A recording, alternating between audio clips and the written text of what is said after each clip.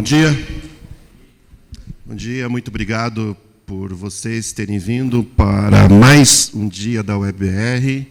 Hoje é um dia em que nós teremos uma série de convidados especiais que vão falar num painel, vão falar sozinhos e vão falar com vocês e vocês vão falar com eles. Hoje vai ser um dia bastante interessante, bastante intenso, com uma diversidade de temas também, como já é conhecido de vocês, e vocês vão se sentir muito à vontade e vão interagir também com todos os nossos convidados. Eu desejo que vocês tenham um bom dia de hoje, que vocês aproveitem o máximo. E não deixem de colocar nas redes sociais o que está acontecendo aqui, compartilhem, né, dê visibilidade, porque é sempre bom que as pessoas possam saber o que está acontecendo, os temas que estão sendo discutidos aqui, e gostaríamos que vocês fizessem parte dessa nossa comunidade de amantes da web.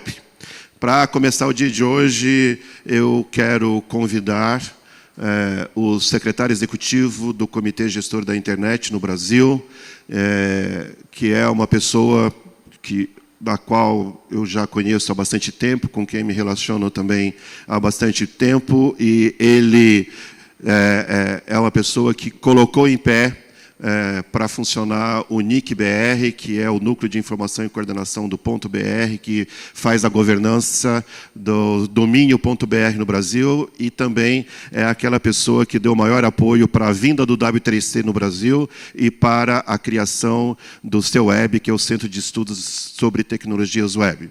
Hartmut Glaser, por favor, venha conosco fazer a abertura do dia de hoje. Uma salva de palmas para ele.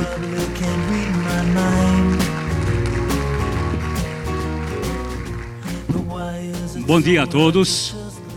Mais uma vez, uma honra, um prazer estar com vocês abrindo este evento.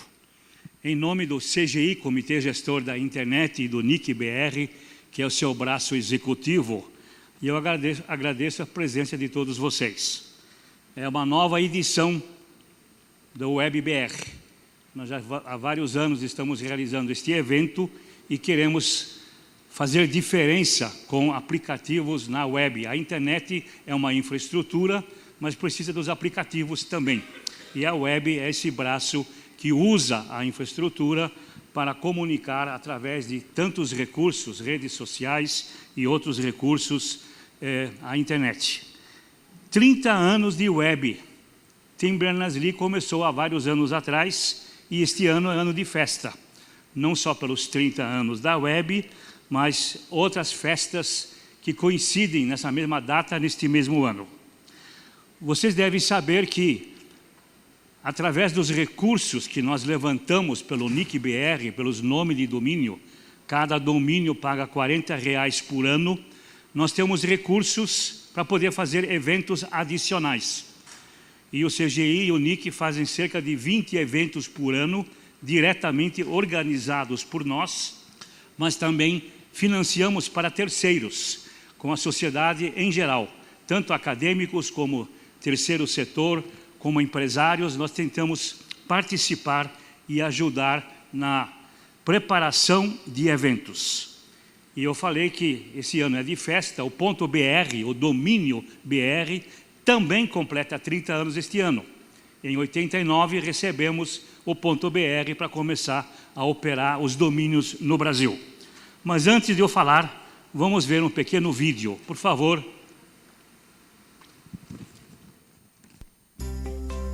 Olá, eu sou o Demigetico, do NIC-BR, Núcleo de Informação e Coordenação do .br. O .br está comemorando 30 anos e ele foi incluído no país antes mesmo da internet existir. O .br é um domínio de topo para o código de país BR.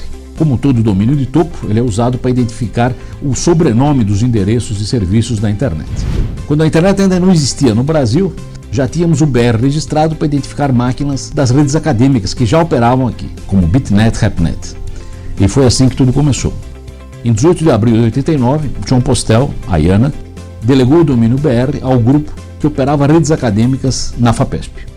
Postel considerou que essa comunidade brasileira já tinha maturidade para administrar o BR diretamente.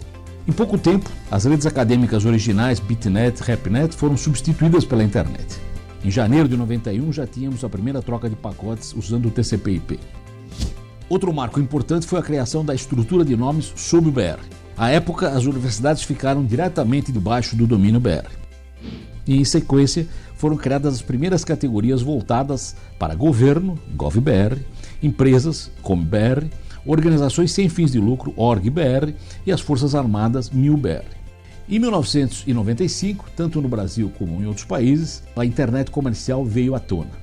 Imaginava-se inicialmente que o brasileiro teria dificuldades com a internet comercial porque o conteúdo dela tendia a ser em inglês. Isso foi logo desmentido com o surgimento de um vasto número de provedores com conteúdo em português.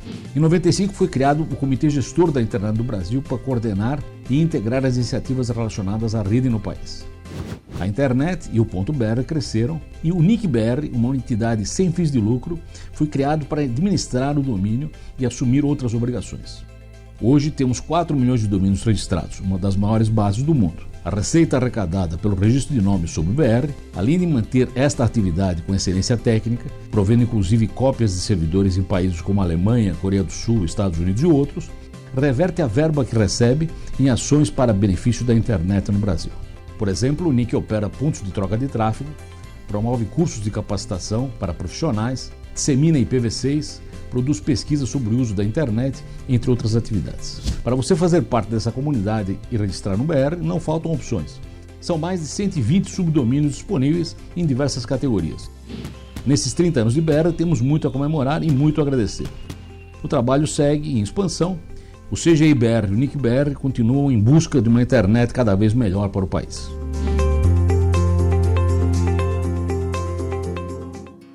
O Comitê Gestor da Internet tem atribuição, vocês viram, de administrar nome de domínio, mas além disso nós temos vários departamentos que procuram acompanhar a internet no Brasil.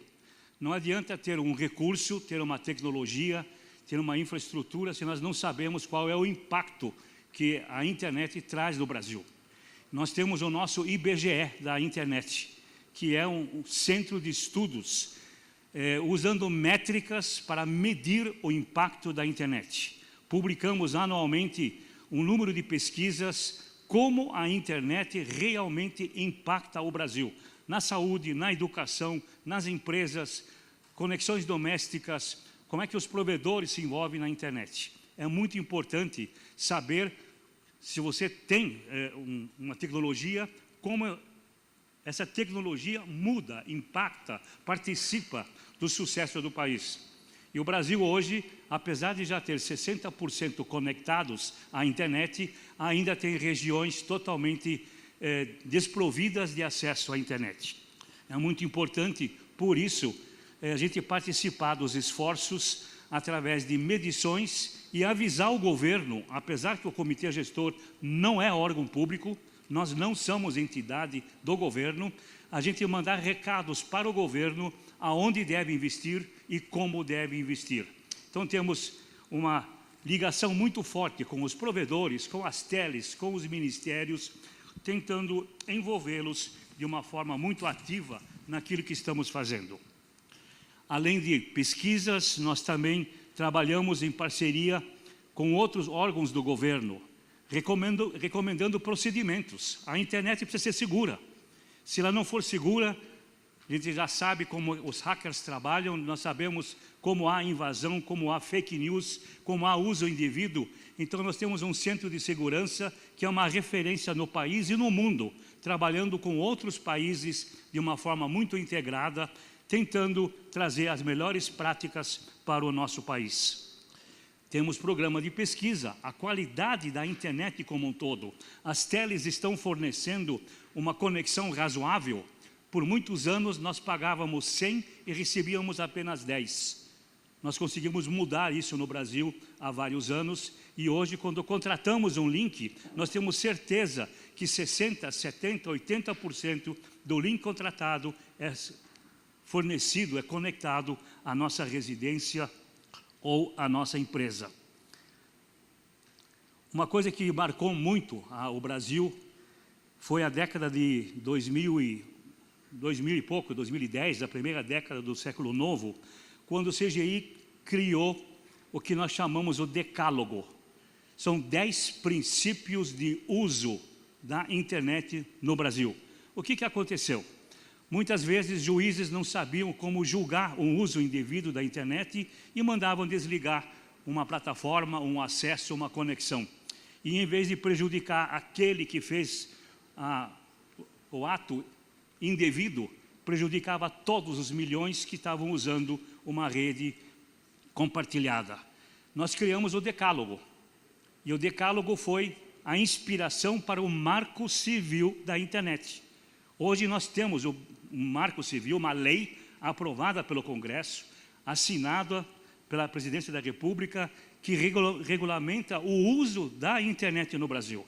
É uma consequência de um trabalho muito intenso que o Comitê Gestor, os seus 21 conselheiros realizaram, criando com isso uma referência que não é uma referência apenas no Brasil, mas é uma referência internacional, e o Brasil é citado como exemplo, como padrão, como modelo, também na parte da regulamentação da internet.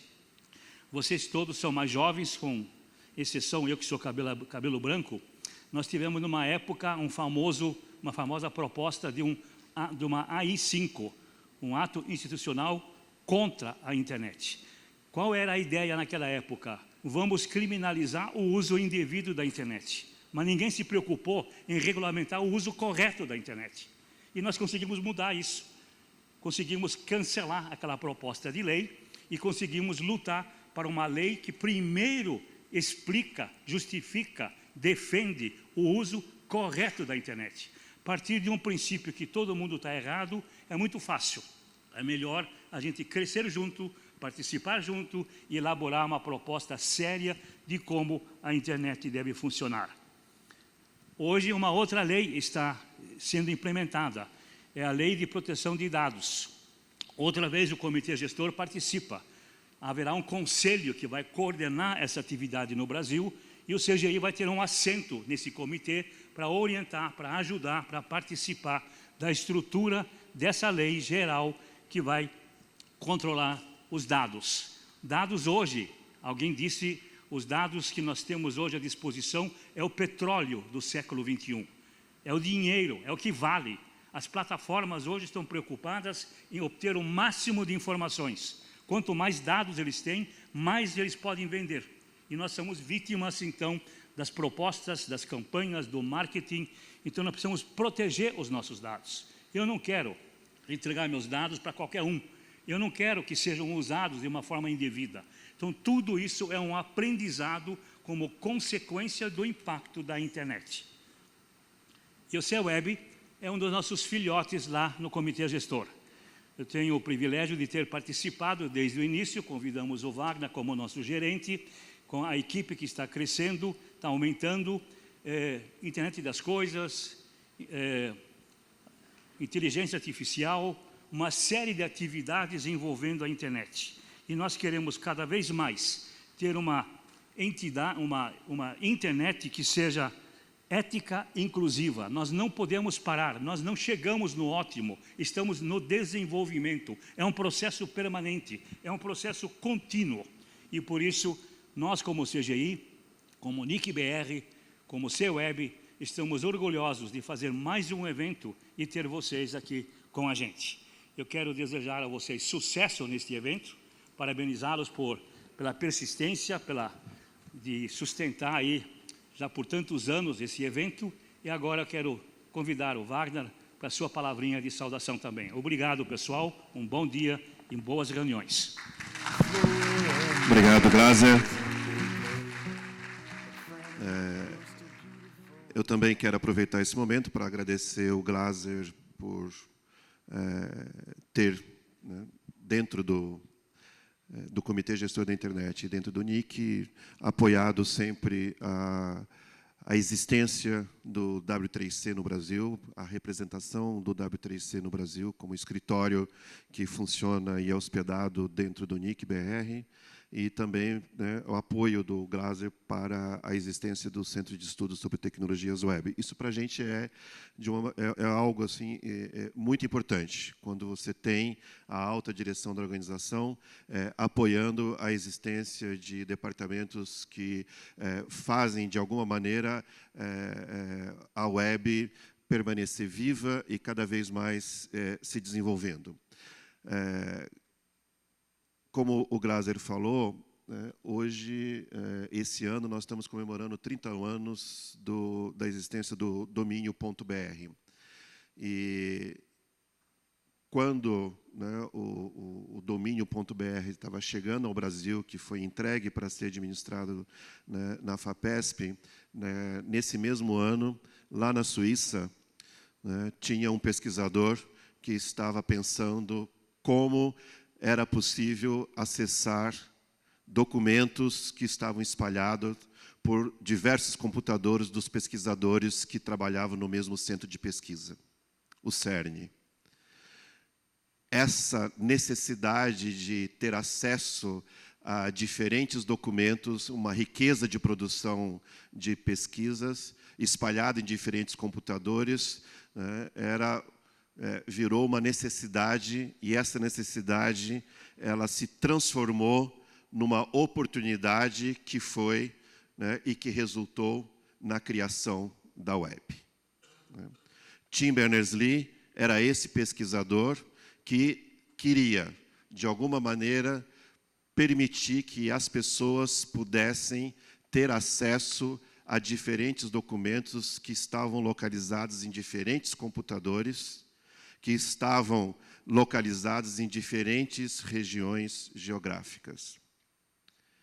Foi a partir daí que a web foi se desenvolvendo, foi crescendo, porque uma comunidade de pessoas visionárias percebeu o impacto que era ter a possibilidade de, com o uso de simples tecnologias, poder fazer a comunicação entre diferentes computadores e ter acesso a diferentes documentos espalhados pelo mundo afora.